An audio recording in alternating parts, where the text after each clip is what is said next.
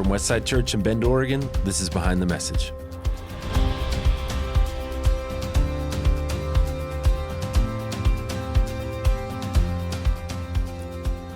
In this podcast, we take you behind what we teach here at Westside. I'm Ben Fleming. I'm Evan Earwicker, and I've noticed on Apple Podcasts, they automatically, create the transcription of the podcast. Mm-hmm. And my last name is spelled differently, I think, every time. Nice. So I'm curious, Earwicker, how they'll spell it this week. It's always a little, Have they been fun or insulting, generally? Just kind of neutral. A mix of both. Neutral. It is. And maybe if you're listening and you have a strange last name, you'll share my pain. But yeah, having a strange last name, especially as a kid, growing up, it can be hard. A lot of people make fun of your name, but you get through it. Yeah, I have stories about mine, Flem, being what it sounds like, Fleming. But Earwicker, I gotta believe, is a different level. I'll give you the crown if you'd like. Yeah. Kids used to, write in sentences when you get in trouble. You have to write the same thing over and over again. And they'd have to, I remember a kid got in trouble for misusing my name and had to write, I will not misuse other people's names to insult them, over and over again because of how they use That's a long Earwicker. sentence. Yeah. By the way, who can took the whole recess. Who can we thank for the show notes after the Super Bowl episode? There was like recipes in there. Yeah, Lindsay. The whole thing I lined think up. Lindsay was doing you all put of that in that. there. We just need to acknowledge that's not AI. That's Lindsay doing all of that work right there. Wonderful. I was so endlessly entertained by the show notes last time. AI. Are you a fan of the AI revolution, or are you, a Luddite? Yeah, it's right. My mind works in this way, and where I think it's kind of fun. I'm enjoying using it. It has some real useful pieces of it too. You know all the hacks and the bots, and you understand it at a level that I don't. What I have realized about myself that's interesting is that I am treating AI like a person all the time, where I'm asking AI to do something and it sends me something back, and I go, "Hey, that was cool." But if you could do it like this, that would be better. And I'm like, this is not. The AI doesn't need me to talk to it. Do you thank it after I've done it a couple times. Yeah. That was wonderful. Thank you. Yeah, it's terrible. Well, and I suppose this is scary, but it might respond differently if you're kind to it because it's based on human language. Term? Maybe. Maybe, yeah. Yeah. No, I like figuring out, the ins and outs of it. And I also think it's horrible and it could be the end of us. Yeah. Not theologically. I think Jesus is still in control. But technologically, I'm terrified. Or even just the reliance on someone. See, I did it just now. Something like this where you can have a conversation with somebody where I'm stuck. You can have a conversation where their relationship is they want to serve you the whole time. We don't have conversations like that in any other way. So there's a little bit of pride that I have in myself when I thank the AI, because I'm like, yeah, that's still in me. I'm not just treating it like a slave or something like that. I don't want all my relationships turned that way. I don't think I'm in any danger of going in that direction. No, we need more people like you, because when they rise up, we want to make sure that there's been plenty of kind people and that we can be on your side as one of the benevolent AI users. Playing the long game over here. They don't They're target. Going to be on my team. What is it for you? Because I've seen you do this. Anytime there's new innovation or whatever, usually, so my process is like, I think I've heard of that. And then it hits a fever pitch to the point where I go, I have to look into that. And then I might hit a point where I go, I have to use that. You are always really ahead of the game, I feel like. When something comes out, you're immediately curious. You're immediately trying to figure out if it can make things more efficient or be useful. Does that sound right? And how do you do that, or why do you do that? Yeah, it's probably just a personality thing, but I do. I'm always looking for making things not just efficient, that's not the right word, but I want to get better at things, and I do have a curiosity. And I think problem solving is high on my values chart or whatever. So anything that can help me solve problems effectively, I'm always all about that, which is, probably what makes our partnership here at the church, those different kinds of parts of our personalities. Yeah. That makes it work, right? Yeah, it's funny because I feel like I'm a strategic thinking person. But I feel like have it at a different level. I always think in terms of my first 5 steps or something that's very purely relational. Can we get in the same room? Can we talk face to face? Can we, have a conversation or whatever? Everything is kind of wrapped around that. And every time we're like, we need to reach this group of people, I'm like, I wonder if I can get 4 of them in a room with me, or 4 people that think that way or of that profession or whatever. That's always my first thought with virtually everything. So, but I never feel like you're not relational. That's not how it comes off. Well, and to go back to that tension I feel of, I want to use all the tools and know all the stuff that's out there, but then I push back against it because I hate it. So it's both. Yeah. And so I have this like maximalist, like I'm going to try everything, and then a minimalist, like, okay, now I'm going to shut it all off and go back to the simplest version of that. And that's just me, but I think it's served me well because I do have a similar feeling of like it all has to come back to relationship, and if that's not there, what's the point? But yeah, then you dip your toes into whatever is latest. I think it matters though that we can understand some of the levers that are pushing our society forward and culture forward. Yeah, it does matter. And that's why on the other side, you're like, well, it always comes back around a relationship. And I'm like, it's about relationship. It's about relationship. And we're going to do it as slowly and as caveman-like as we've always done it. I'm not going to pull my head up and look at any of this stuff until I have to. And it creates this lack of efficiency where there could be efficiency, and it's more than that. But I love that both of you and I meet on the spectrum of we just kind of hate social media now altogether. Any promotion or that is true. Like that is where we are completely on the same page. I haven't posted in I think 7 years. Really? On my Instagram. Yeah.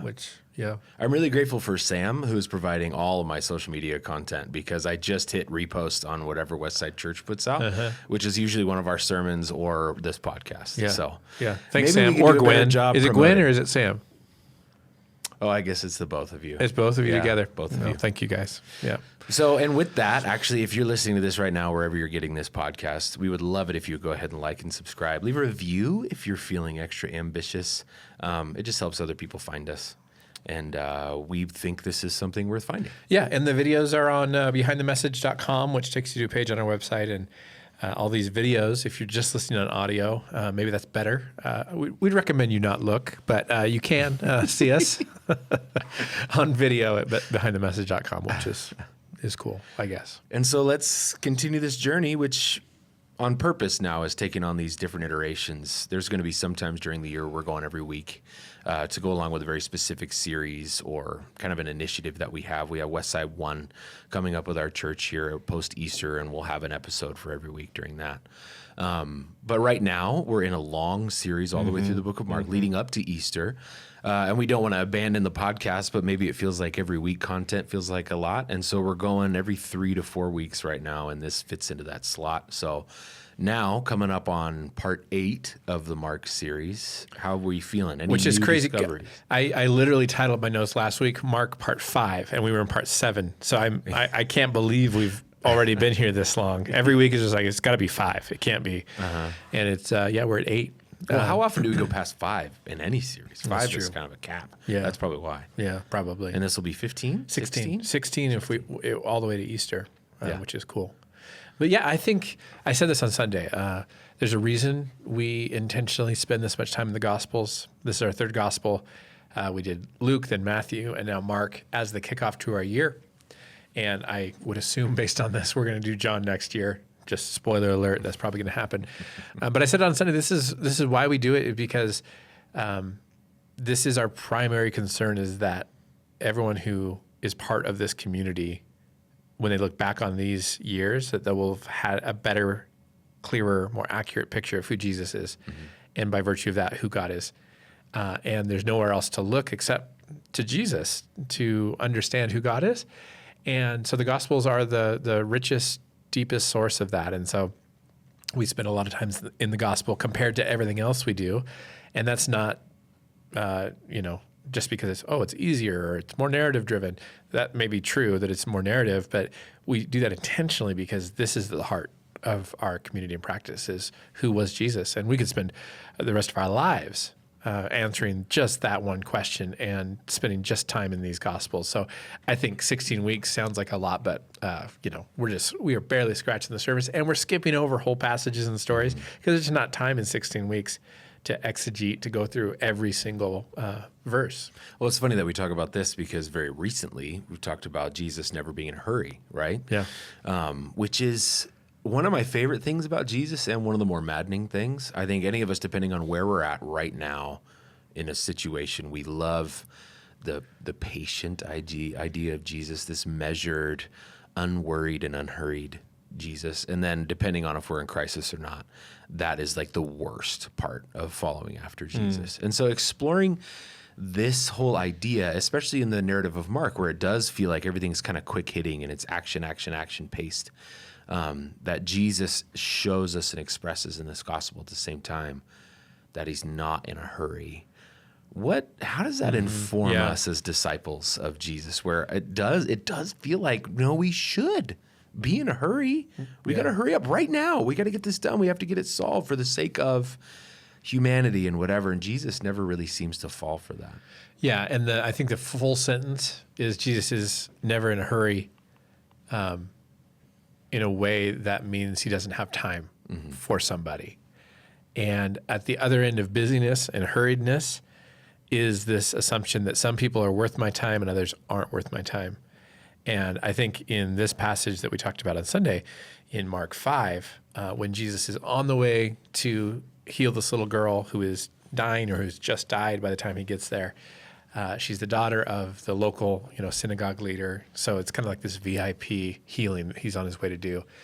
And in the middle of this rush to save the day, he pauses, he stops, and there's no need for it. The woman who receives this healing by touching his garment, she's had this ailment for 12 years.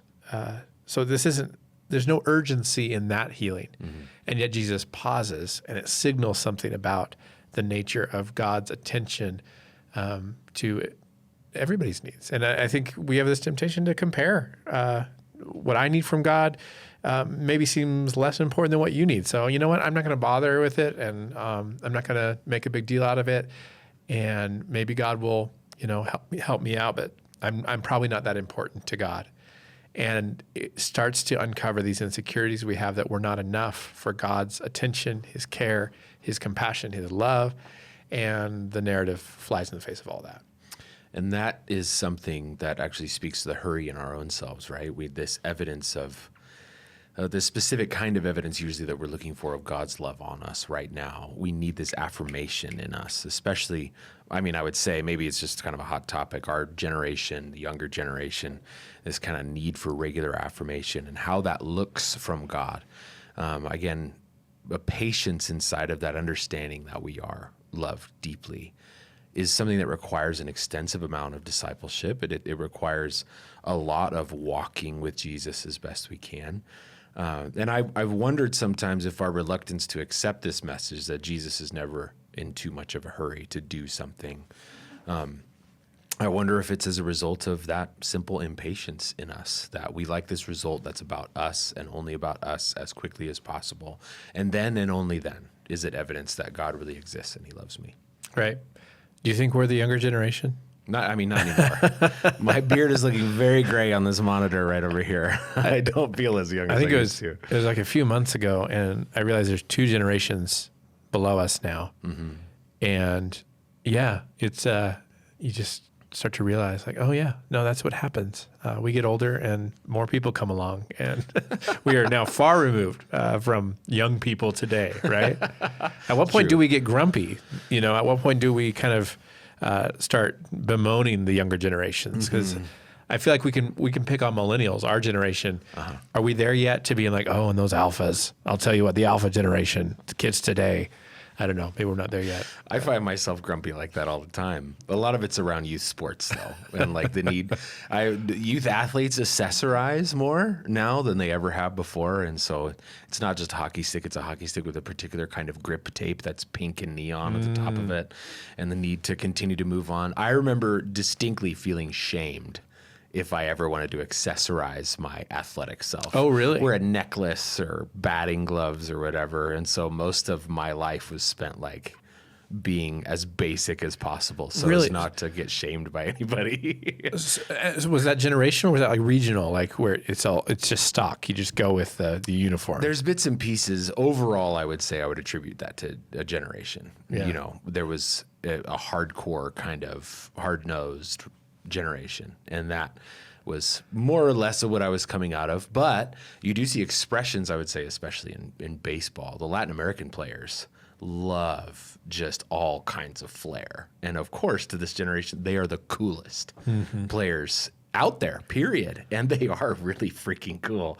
And I feel a little ashamed that I didn't embrace any of that when I was a kid, actually. I missed out on something. So I actually find myself going through this cycle of like, yeah, I'm kind of grumpy with this new thing. And then if I give myself a second, I'm like, oh, I'm kind of jealous.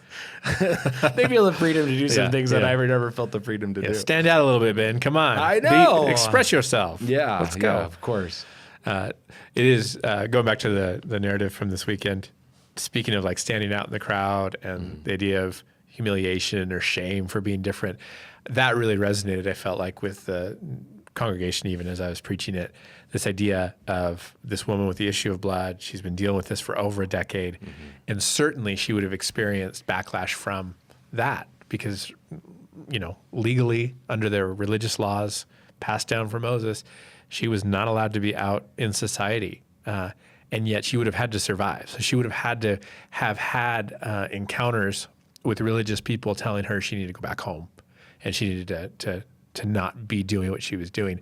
And that had to weigh on her when she goes up to Jesus from behind and wants to receive a miracle with the least amount of exposure and interaction as possible.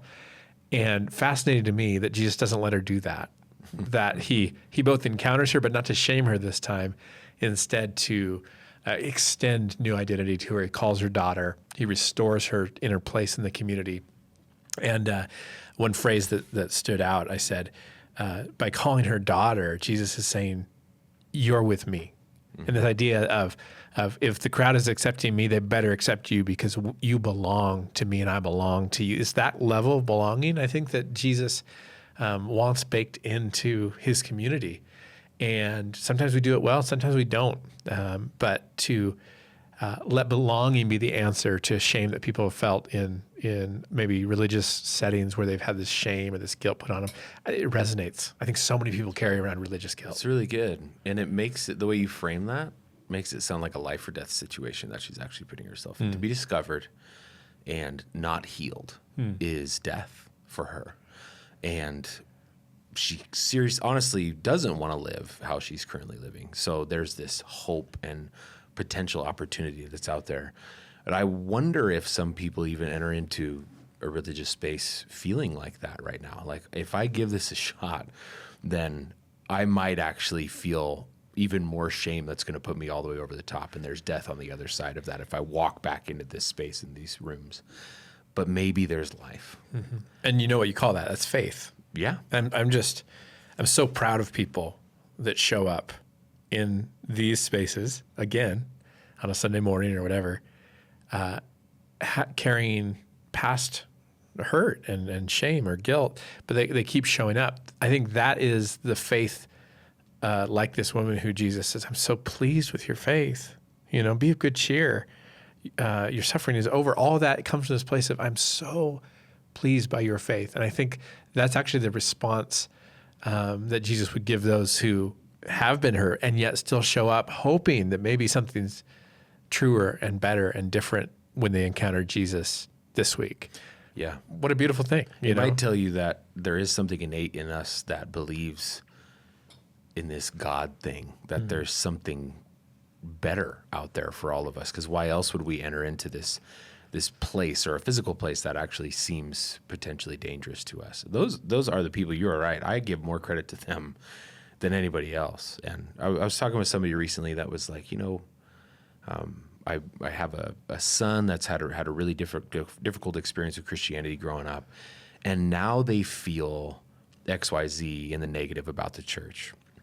And what do you think I should do? And my first response, because I'm not a very prescriptive person, was, well, first of all, have you just told them that actually you completely understand how they drew the conclusion that they have? that the church is a bad and a scary and an unsafe place to be? Have you affirmed that for them? Because you're affirming it to me right now that they had this rough go and they have all these stories. They have these receipts that tell me, the church is a bad place. Start there, because I think we often don't acknowledge that for people. We don't acknowledge for the woman with the issue of blood. This is life or death. It's dangerous to walk out onto these streets for them.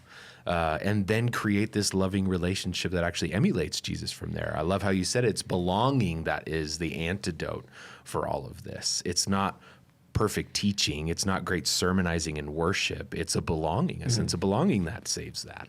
I just think you're onto something really brilliant. I love that. Yeah.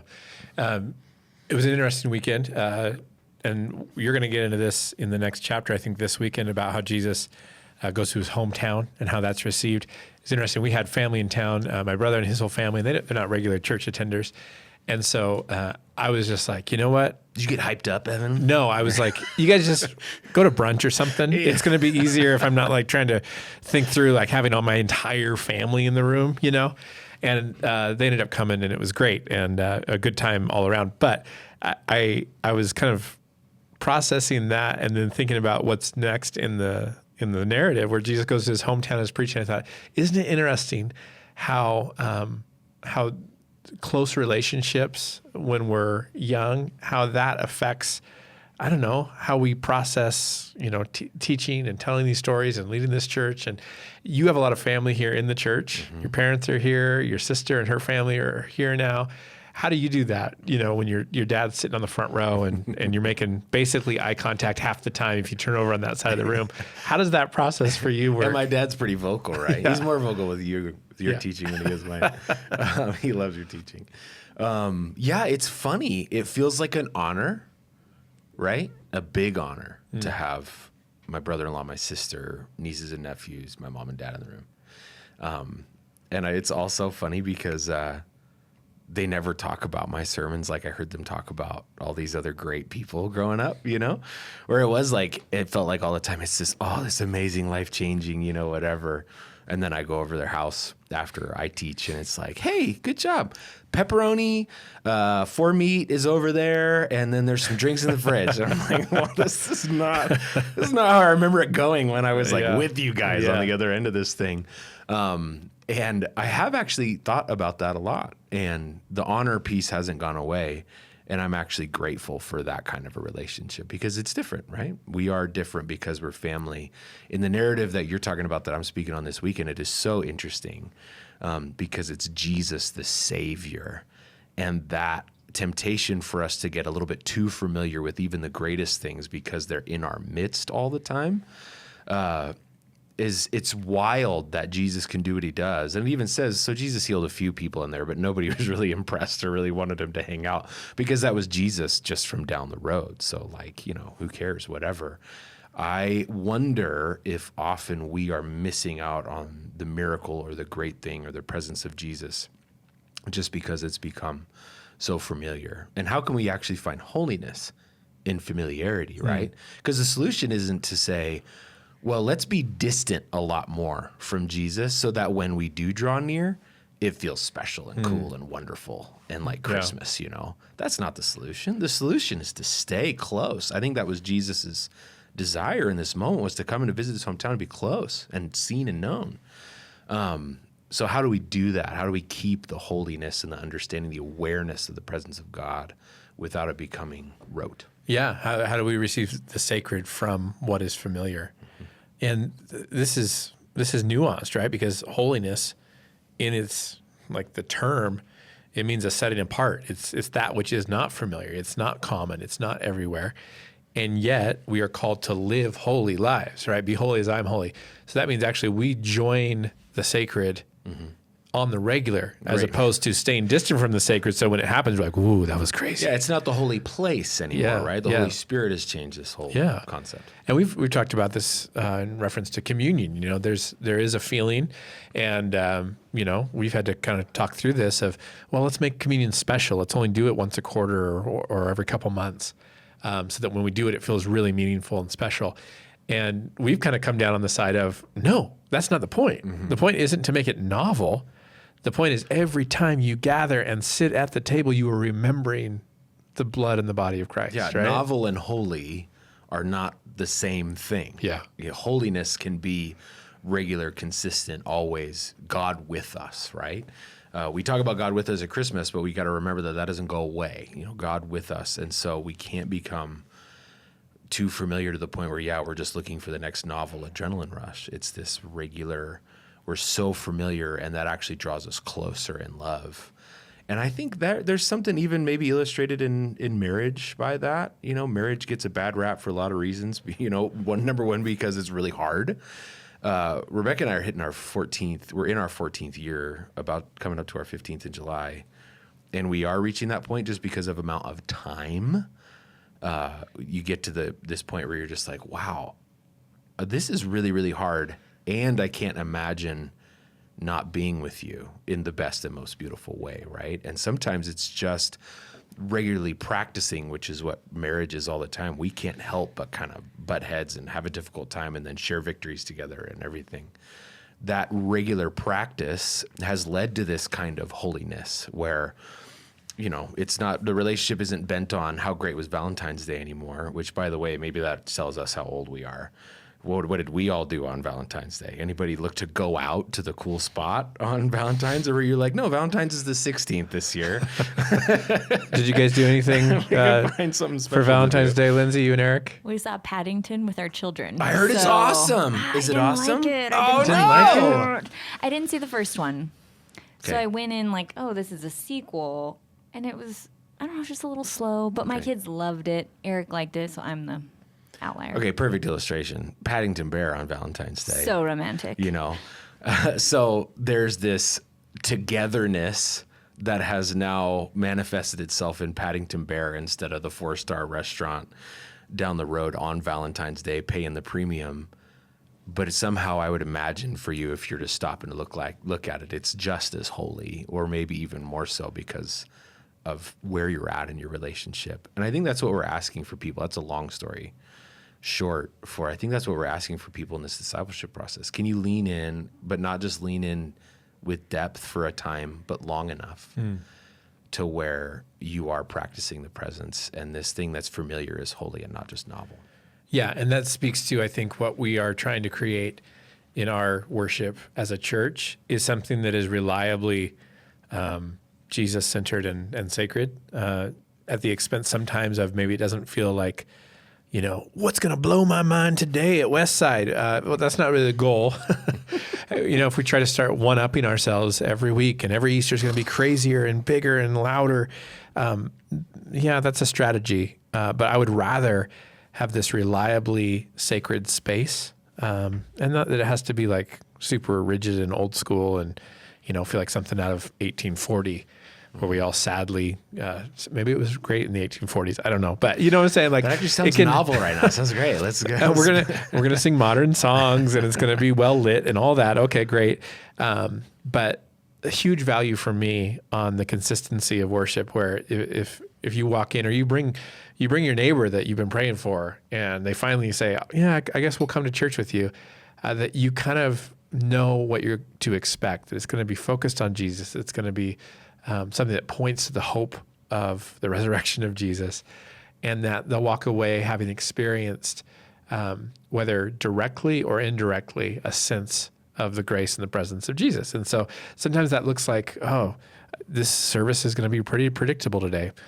Maybe, yeah, and I'm okay with that. And we also invite the Holy Spirit to do a new work every time. So, but I am definitely hopping off the train of let's one up what we did last week to keep people coming back, because that is a surefire way to burn yourself out and never impress enough. Well, so I was going to say, this is where the conversation stems when it comes to pastoral burnout all the time.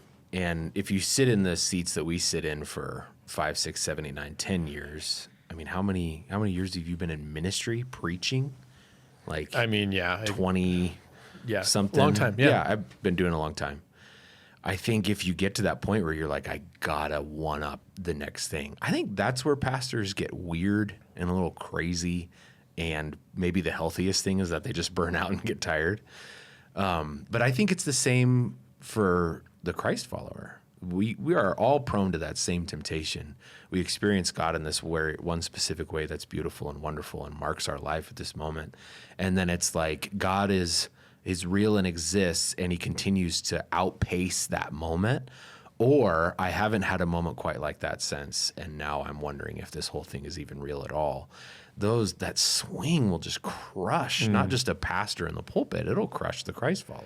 Yeah, and to go back to the marriage metaphor, when you first meet your spouse, when you and Rebecca first met, when Alyssa and I first met, is it exciting? Well, yeah, I hope so. Yeah. Yeah, of course it's exciting. And, you're so in love, and there's a certain frenetic pace and energy that is natural and normal at the beginning of things. But that does not speak to the depth of that relationship. That speaks to all the other things, the passion and the attraction and all these things that are necessarily part of that, and that you wouldn't trade those. You don't, Alyssa and I, 20 years, we're 20 years in, married 19, but we've been together for 20 years, and I wouldn't trade where we're at now for where we were on day one. Of course not. And yet we're grateful for the journey that has been. And what I fear for our Christian faith is sometimes we're only in it for the early days kind of experience in our faith. And when that fizzles, we assume that the faith isn't real or that we've lost it, when really the invitation is actually to go into more depth with Jesus. And I think if you're 20 years into your faith and if you're like, it's not as exciting as it was before, that's okay. This is the time, I think, to dig a deeper well, not to jump ship and look for something else that's more exciting or try to recreate that in some fake way. And it's, like with a marriage, there are seasons where you have to do the work and you have to fall back in love and you have to be very intentional about the attention that you're giving your spouse. I think the same is true with faith, but it's not this where we just circle around the exciting part over and over again. I think that's actually pretty shallow. Yeah, and what's helped me in that space is gratitude, of being thankful for every stage and version that my marriage has taken on. Because it's easy to look back and go, oh my gosh, can you believe that we did that? Well, if I'm honest about myself or the grand narrative of our marriage or my life, I'm probably going, we wouldn't have gotten there without those 2 years of feeling stressed out and difficulty. Sure, we could have done things better. Similar in faith, right? Or even and you guys could let me know if you cut this out. If you want to cut this out, it's being weird. But I go through a lot of different stages how I feel about my appearance and my body. And I've had super ultra athlete time, and then I really, really like food, and then my body, image swings, and I often have these moments of being like, I cannot believe I am like this, I look like this, I'm fit like this, or whatever. And I remember reading this article that was like, if you really want to have a healthy relationship with your body, be thankful that it brought you through all the stages, actually. And yeah, you might not be exactly where you want to be right now, but rarely are we just completely satisfied with exactly how we look. So start with gratitude. And I'm beginning to feel that way about my faith, because I can look back and be like, I was so far from God and so angry and cynical. And here I was so ignorant. I wish I was more cynical in that stage. And now I look back and I go, gosh dang, I think I'm really thankful for 19-year-old Ben and that stage of faith. And it helps me keep going, actually, when I stop. And it's not that I don't have regrets, plenty of them. But when I'm grateful for them, it helps that sustainability, and it actually allows depth to happen in my life. Yeah, that's good. And not to go too far in that metaphor, but,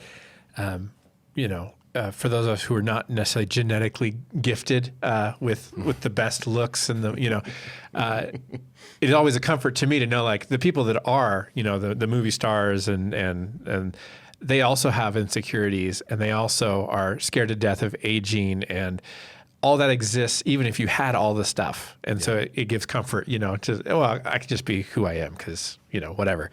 But faith-wise, the people that are most advanced in their faith also experience seasons of doubt and the dark night of the soul and a wrestling.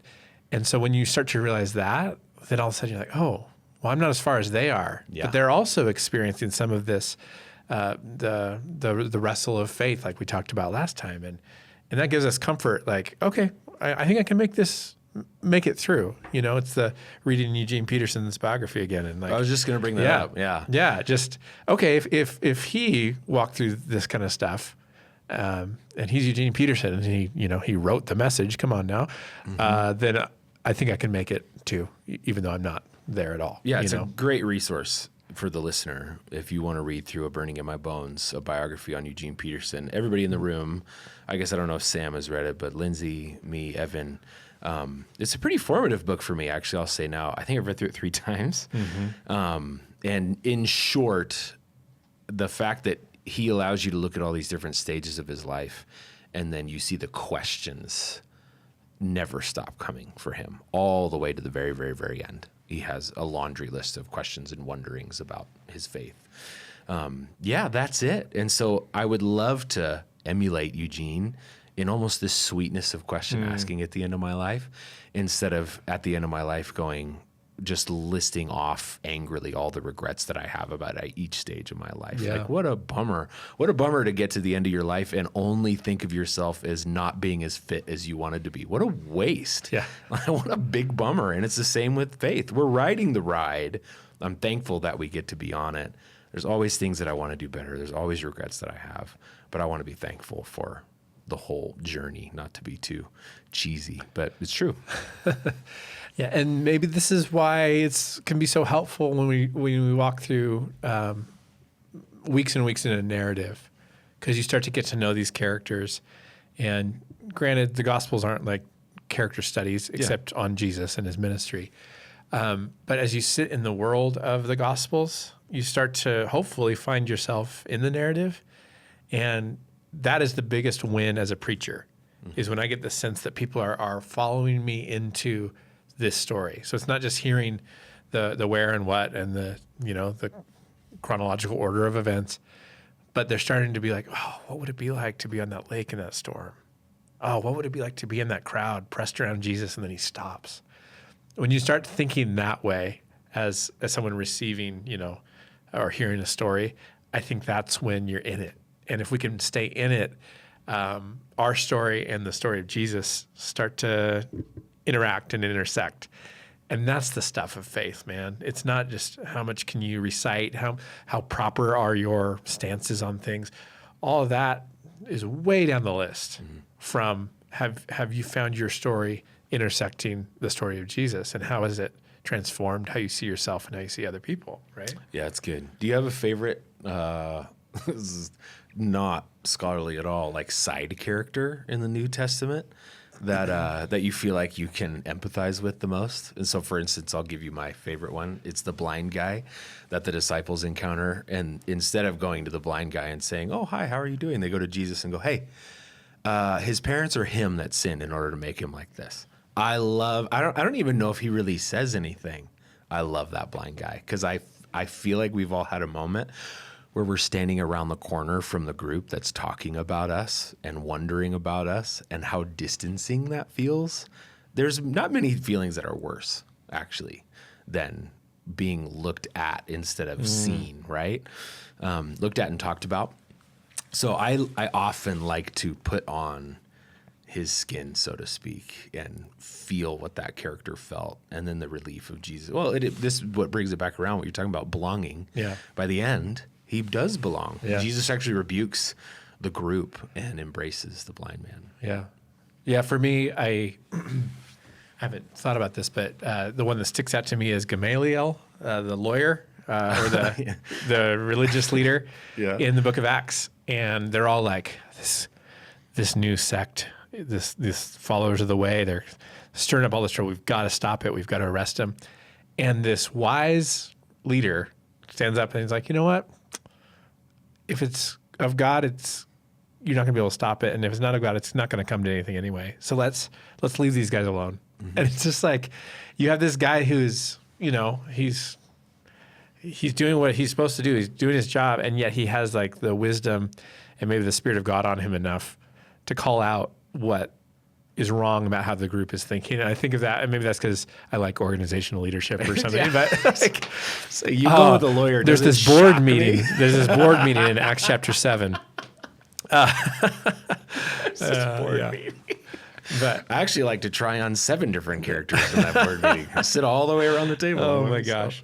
No, but I love that someone pretty far removed from actually having encountered Jesus can identify a bad decision when the group is like trying to shut something down. He's like, no, I think if God's in this, you're not gonna be able to stop it. So let's leave it alone and see what happens. I love that. The use of logic in Yeah. such a spiritual space, right? I actually think it gives precedence to a lot of the discomfort that we feel sometimes, where something, even in church or what we do is just purely strategic and logical. Well, that sometimes feels weird. And then sometimes it feels like we're just trying to get caught up in this wind that we're not sure is blowing as hard as it actually is. To combine the both of them together, it's like, yeah, sure, let's believe that God is going to do this incredible thing. And if it doesn't happen, then logic tells us then that wasn't Jesus. And if it does, then great. Yeah. Yeah. And isn't overacting, jumping to the right way, that can get you into just as much trouble, And so having the quietness of spirit enough to say, let's just pause. I love our predecessor, Pastor Ken, was always really good because he was when he was leading the church, he was always very organized and goal oriented and always had a plan. And then he would stop in the middle of meetings and be like, well, let's just take a moment and let's just pray. And we'd be like, oh, we were right in the middle of like a debate back and forth. And it was like, all of a sudden he's like, everybody stop. Yeah. And we're going to pause and then we're going to pray. Interesting. And I appreciate it. I think it's great leadership. And that's why I like, Gameliel. What a great poll. Lindsay, do you have one? Do you have a side character that's your favorite? I know you're off camera. That's okay. Everybody's excited to hear from you. I don't. I can't think of any. Okay. Sorry. Great. Womp womp. We went off camera just for that. Edit it out. Some of the strangest stories in the New Testament to me, Ananias and Sapphira. They lie about the gift of the proceeds from a sale of a property, and then they get struck dead on the scene. That's strange. Don't know how I feel about that. I don't know what to do with those, Evan. Yeah. If you want to preach all the way through Acts, I'm giving that one to you. That one's so hard. Okay, for I'll me. take that one. You take Simon the sorcerer who tries to buy the Holy Spirit. That's another. Ooh, I could do that. That's less difficult. I could do that better. But that is a weird fascinating story. moment. Yeah, it's when a you weird have story. Basically a witch doctor saying, "Oh, this Holy Spirit thing's pretty cool. How much do you want for it?" Yeah. Well, clearly in that guy's universe, right? You can buy and sell these Maybe that's things. my What's the favorite side potion? character is the witch doctor who's trying to pay off Peter for the Holy Spirit. Yeah, the demoniac that has the legion inside. Yeah, we could go like dark side characters too. Maybe that's for another podcast. I talked about the demoniac with the pigs, but I soft pedaled it because I put it in the very end of my message 2 weeks ago. I was like, this guy's too crazy and the story's too weird to just throw it in there right at the end and be like, and then the demons went into the pigs and the pigs went over into the water. And anyway, let's pray. Like it felt like the wrong moment. So I just said, he had an evil spirit and he was crazy. It's funny that we never think of messages in terms of cliffhangers. Yeah, that's true. Right? You could. We want to wrap it all up. Yeah, maybe we shouldn't do that. Yeah, Hollywood's fine with cliffhangers. We still do cliffhangers. Yeah, we could have left it at and he said, "Let us go into the pigs. What happens next week at Westside?" We never do that. We don't. Okay, maybe this is why we don't, because it sounds really cheesy and awful. I'm going all the way through Lost again, and I'm like, man, 3/4 of these episodes, there's a lot of episodes, they try to leave you on a cliffhanger. I'm going, man, this must be exhausting for writers to try to find all these spots to cut it off and make you want to come back and find out the new secret. Yeah, and probably more pressure back in the day. It's network TV. They're on a tight schedule. They're filming while it's airing, all of that, which I'm sure is different now that it's everything's streaming. But that pressure to have a tight 40 minutes with a cliffhanger at the end and then do that again 200 more times. Yeah, 200, literally 200 more times. I don't know crazy. how they're doing it. Yeah. So Jesus is not in a hurry. You talked about Jesus is greater than the storm. I had Jesus is growing a kingdom, which is the parable of the sower. Anything stand out to you in all of that since we last talked? I did want to say I felt maybe this was a miss on Sunday. I felt like this idea that Jesus is pleased by you felt like it really, really resonated, a deep moment. And I felt afterwards like probably should have invited more of a moment of response and to receive something from presence of God. Why? In the service. People don't get that? I feel like we moved on pretty quick, and kind of ended the service maybe too quick, to where even in a couple conversations afterwards, there was kind of a sense of like, I thought we were going to open up the altars, and not that opening up the altars is the only way, but I appreciated what you did on Christmas Eve at our late service, where you just kind of created a little bit more space, a contemplative space, a prayerful space. And I think looking back on Sunday, there was a moment probably for that, and I just kind of, let's go right into the next thing and get the service done. And anyway, I want to get better at that, being more sensitive to those moments when people are ready to just take another second and really receive something. Why is that meaningful for you? So it sounds like a rhetorical question. Evan, a pastor at a church, obviously deep into the text on all these things. It's built into your job to take some time to pray and to read and to consider. This is news to you that Jesus is pleased with you, or just this week, or why does that stand out to you right now? Yeah, because I suspect that he's not. Yeah. And I think maybe not everybody. I think a lot of people suspect that even on their best day, he's not happy. Maybe he's forgiven me, going to heaven. All right. I don't think he's happy with me. And that is a deep-rooted suspicion that I think is alive and well. And to really, really believe, and I talked about this idea of eye contact and face-to-face, where Jesus is looking into the face of the woman and says, I'm pleased, your faith has made you well. Like, I think we avoid that kind of closeness and intimacy with Jesus because we are pretty certain and pretty suspicious that he's not happy, So if I feel that, and I'm the preacher, certainly others are in the same boat, So that's... So why... sorry, I'm turning into the interviewer here. Why do you think you balked at it at the end of the message? Was it because you can make the argument on either side that you're the most qualified person to create space for that at the end. I could also make the case that you wouldn't want to do it because that's a little too vulnerable. And you know what? I just talked for the last 30 minutes. Leave me alone. I want to be done. Because I have that feeling at the end of services. Yeah. Sometimes. Well, and I think this is true for both of us, that sometimes you preach a message like this and you really can tell people are feeling this. Mm-hmm. And if you turn this into a response moment, in retrospect, people could say, he was working us up. Mm-hmm. He was creating a moment that would move us and manipulate us into some kind of get up and go forward for prayer or raise your hand. And so in order to avoid that appearance of that, I think my tendency is to say, and now you go home and you figure out what you do with this. And I think sometimes in service of not wanting to look manipulative, mm-hmm.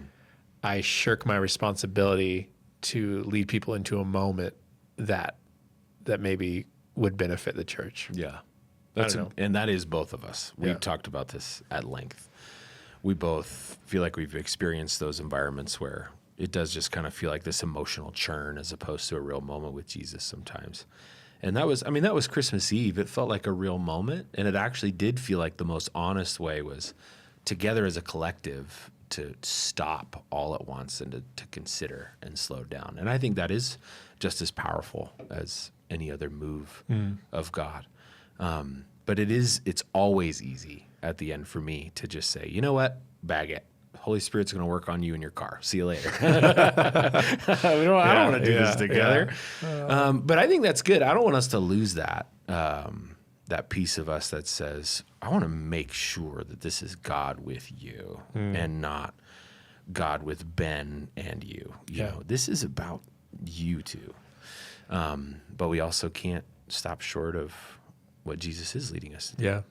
And I think growing up for me, again, there's 2 generations under us, but growing up as a pastor in these years looks like me being able to reconcile the kind of in my head, hyped up on version of myself and the slower, more grounded, in the moment kind of, I'm having a hard time explaining it, but this idea of there's a more frantic version of myself that sometimes comes out, and that energy is needed, right, to hold a room with a bunch of people in it for 30 minutes. But there's other version that's much, much slower and more thoughtful, more contemplative, even in that space. And sometimes those feel like they're exclusive to each other. But merging those, when those come into focus and they're both the same thing, where I can bring good energy and yet I'm still being thoughtful and paying attention and like, God, what are you doing? And looking at the room and not just in my own little world. I think that's the sweet spot. You just described the task for us. Yeah. Because you said earlier, like, well, I don't want to come off as, just trying to drum up your emotions or whatever. And I'm stopping and I'm going, I am trying to make them emotional. Help us be emotional. I tell jokes in my sermons all the time. That's an emotion. Like, right. Our teaching and our orating is intended to create this kind of feeling, right? And it has to stop short of this manipulation. It's like enough to open our eyes and to kind of shake our souls and our spirits, to laugh and to cry and to listen together. Those are powerful things that move our emotions, and that's good. Without substituting emotion or the Holy Spirit with emotion, right? That's not what we're trying to do. Enough to kind of shake us and wake us up, but to see and to lead us into a place that is really genuinely with the Holy Spirit. That's it's hard. Let me tell you how hard our job is. No, this is a hard thing to do, right? But that's the task, I think. Yeah. And I think clarity is always good, to where you're not saying you're going to do one thing and then using emotion to actually do something else. Mm-hmm. Yeah. We're not going to talk about how, in the gospel, how Jesus healed and set free, and then use that to take another offering at the end to try to get more money. I think there's ways of manipulation where you start with one thing and then you kind of slip this other real goal in. Mm-hmm. And so, of course, we want to avoid that kind of manipulation. But you're right. An emotionless room, like, ooh, what a good church. Yeah, everyone was very stoic and straight-faced the whole time about everything. Well, that's not that's human. What you said. Well, all right, then why don't we just go back to the 1880s and, we'll do it like they did, and everybody will feel fine about it. It was the 1840s. No, 1840s. 40s. Sorry. Get it right. Far different. 40 years different. My mistake. Last question before we wrap. If you go back to any decade in the last 300 years, what would you go to? Any decade? Yeah. My gosh. So it's a little bit of an interesting. I would take. I want to experience some of the hard things, so that I have a better kind of empathy for it. I am fascinated by the Great Depression, and how maybe it was stories from my grandpa, that has memories of growing up in that. I'm fascinated by how people lived in that, how they dealt with that. I'm shocked at both how many people didn't make it through it, and I'm shocked at the stories of people making it through it. So as a history curiosity kind of person, I want to know what that was like. That's scary and awful, and I don't know how long I'd want to stay there and visit, for that decade. Outside of that, though, I would want to go see the 60s. That is kind of like the funner version of, obviously the 60s were perfect. There's a lot of turmoil. I know. Vietnam. I'd love to be in Vietnam during the war. war. To experience that. No, I'm not ignorant to all the ills of these things, but. What does Michael Scott say? He says, Vietnam, I heard is lovely. Someone says they went to Vietnam. I think referencing their war. How about you? Which for you? To visit or to live? I asked the question, I know, but now I'm let's asking. say visit. You get a week. Let's say that. Yeah, maybe the turn of the 20th century. So Model Ts and Orville and Wilbur are making the airplane, and it kicking off this century that's so crazy in human history. That'd be fascinating to me. Yeah. Anytime sounds so hard and crazy compared to now. I mean, as hard as things are globally, and we also have it as good as it's ever been, you know? So it's both are true. Yeah, But, yeah. everything has its complexities, right? Yeah. It Fascinating. would depend on exactly where you're being dropped, I That's suppose. true. You got to pick the place Yeah. and the time. Yeah, exactly. But anyway. Fascinating. Okay. What a spectrum today. Yeah, we went all over Good job, all over everybody. the map. Yeah. But it's good. That's fun. And what we got? Another 9 weeks in Mark. It's gonna be good. Yeah. Lindsay, do you want to shout out somebody from the gym that was making sure we were still recording? Yes. Hi, Barb. I love you. Good to see you. Or I guess I can't see you, but I hope you're listening. Well, shout out to Barb. Thank you for being one of our several listeners behind the message. Barb from Bar 3. There you go. There are dozens of us.